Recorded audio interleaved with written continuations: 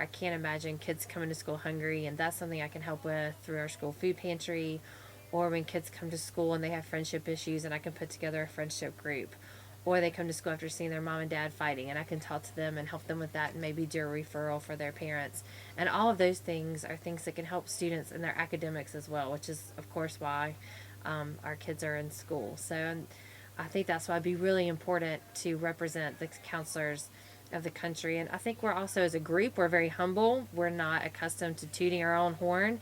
And I think it'd be really cool to be the cheerleader for all the counselors in the United States to say, hey guys, look at what we're doing. It's really awesome. We're making a difference. Come see all the good work that we're doing. One of the things I like about being at a kindergarten through 8th grade school is I have these kids for 9 years. And what's really been neat about that is even when they leave me, I tell them I'm always your school counselor. They don't leave me when they leave the building. I've had the opportunity to help one of my students campaign for the Appalachian State Student Body President, and he won. And it was really cool because he thanked his school counselor for helping him with his win. So I was really proud of Dylan to say, oh, the ASU Student Body President is one of my students. I have a student who was in the special ed program and now is going to my alma mater at Wingate University. And it was really fun to help her connect with some of my old professors and to help her through her financial aid process. And I helped her fill out a huge scholarship application that she received. So that was really neat to see a student who really struggled with academics end up in college with an academic scholarship. So those are the things that I think are really fun to see everything to fruition. I got my first wedding invitation last year, and that, while it made me feel old, was pretty cool and neat. So it's really nice to be in a small community where I can see them all the way through. My principal at that time really inspired me to know that school counseling wasn't what I thought it was. I actually really get to work with the kids hands-on and do group counseling.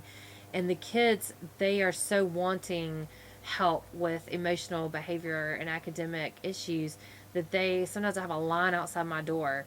And I think I have to work harder. I have to do more. I have to do more because the kids crave that so much. And so that inspires me every day. My school at Mabel was a transition for me because I came from Charlotte. And so when I went to Mabel, I'm used to schools that are 1,000 kids. We have 180 kids.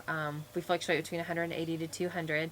It's a very small school, very rural, and not a lot of diversity. So it's kind of a culture shock for me and I think and them. But it's such a close-knit community. We've had 2 tragedies since I've been there. One, we had a student get shot and killed, and then we had 2 years ago, we had a dad shoot and kill his spouse in front of their son, who was one of my students.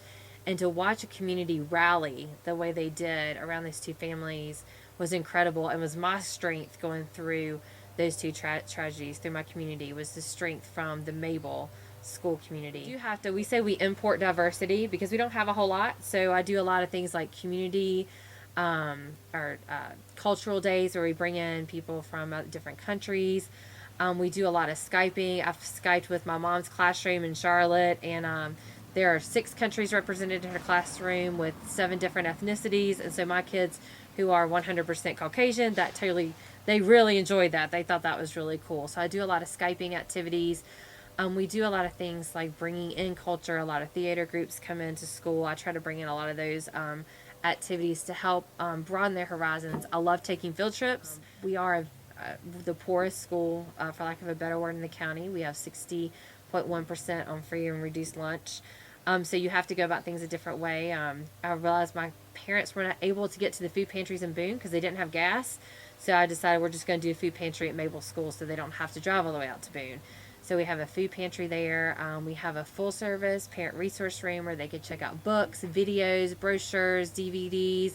They can come use the computer with internet access if they need to. It's just a nice place for them to go get information. We do a lot of parent nights, and we always provide food, childcare, and gas cards if that's needed. So a lot of my job sometimes is just finding resources. I have parents call the time. My parents are a huge inspiration to me too. I used to complain being a kid, why do you want to be a teacher? You don't get paid a whole lot, you work horrible hours, why would you do this? And both my parents said, we have the best job in the world because every day we make a difference in the world. And so I think about that too, whereas every day I get a chance to make a difference. And what other job other than education do you really truly get to do that every day?